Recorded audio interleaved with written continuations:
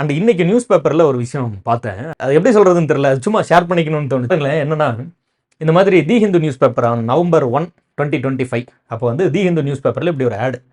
World tour 2026ல world tour கூட்டு போறோம். 3 நாள் பிரைவேட் ஜெட்ல போறோம். அப்படின்லாம் கொடுத்துருந்தாங்க. அது டக்குன்னு இந்த இடத்துல ஒன்று மென்ஷன் பண்ணியிருந்தாங்க. என்னன்னா, ஒரு பர்சனுக்கு ஒரு நபருக்கு வந்து 99 லட்சம் 99 lakhs per person. Economy GDP அது இதெல்லாம் படிக்கிற பெரிய பெரிய தொகையை பற்றி எல்லாம் கூட படிச்சிருக்கோம் தான், இல்லாமல் இல்லை. ஆனால் கூட எல்லாத்தையும் தாண்டி கவனிச்சுலாம் பார்த்து 9.9 லேக்ஸா இல்லை உண்மையிலே 99 லேக்ஸா அப்படின்லாம் பார்த்துட்டு இருந்தேன்.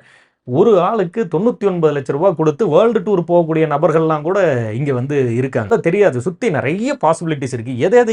எதையோ சக்ஸஸ்ஃபுல்லாக சாதிச்சுக்கிட்டு போயிட்டு இருக்காங்க.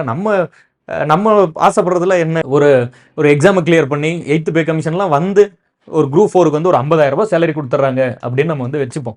இல்லை நல்ல ஒரு மாதிரி ஒண்டர்ஃபுல்லாக எக்ஸாம்லாம் கிளியர் பண்ணிடுறீங்க, மாதம் 1 லட்ச ரூபாய் சம்பளம் வாங்குறீங்க அப்படின்னு எடுத்துட்டா கூட இந்த ஒரு ட்ரிப்புக்கான காஸ்ட்டுக்கு 99 மாதம் நம்ம வந்து உழைச்சிருக்கு. 1 லட்சம் எடுத்துட்டா கூட 12 மாதத்துக்கு என்ன 12 லட்சம் வாங்கியிருப்போம்.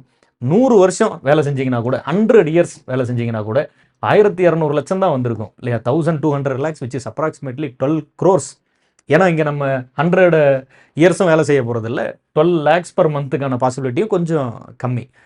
அப்போ 12 crores கூட எட்டி பிடிக்க முடியாமல் அந்த ஃபினான்ஷியல் வேல்யூங்கிறது கம்மியாக போயிடும். பட் அதெல்லாம் பிரச்சனை இல்லை. நான் அதை பற்றி இங்கே சொல்ல வரல. என்ன சொல்ல வரேன்னா, இப்படி பெரிய விஷயத்தெல்லாம் சாதிச்சுட்டு போகிறாங்க. ஒரு சாதாரண ஒரு ட்ரிப்புக்கு 99 lakhs செலவு பண்ணக்கூடிய அளவில் மிகப்பெரிய விஷயத்தெல்லாம் பண்ணுறாங்க. எவ்வளவோ நடக்குது சுற்றி சுற்றி. நம்ம வந்து சும்மா ஒரு 6 to 10 ஸ்கூல் புத்தகத்தை படிக்கிறதுக்கு எனக்கு வந்து முடியல, அது திரும்ப திரும்ப படிக்க முடியல, அது கஷ்டமாக இருக்குது, அது இதுன்னு சொல்லி உங்களை நீங்களே வந்து டிமோட்டிவேட் பண்ணிக்காதீங்க. அந்த 10வது வரைக்கும் இருக்கக்கூடிய அந்த கணிதத்தை என்னால் கற்றுக்க முடியல அப்படின்னு சொல்லிட்டு இருக்காதீங்க. மேக்ஸ் வராது அது மாதிரிலாம் எதுவும் சொல்லிட்டு இருக்காதீங்க. ப்ராக்டிஸ் பண்ணுங்கள், தினம் தினம் ப்ராக்டிஸ் பண்ணுங்கள். யூ வில் ஃபைண்ட் அ வே. அது வந்து கண்டுபிடிச்சிருவீங்க, வெற்றி பெற்றுவீங்க.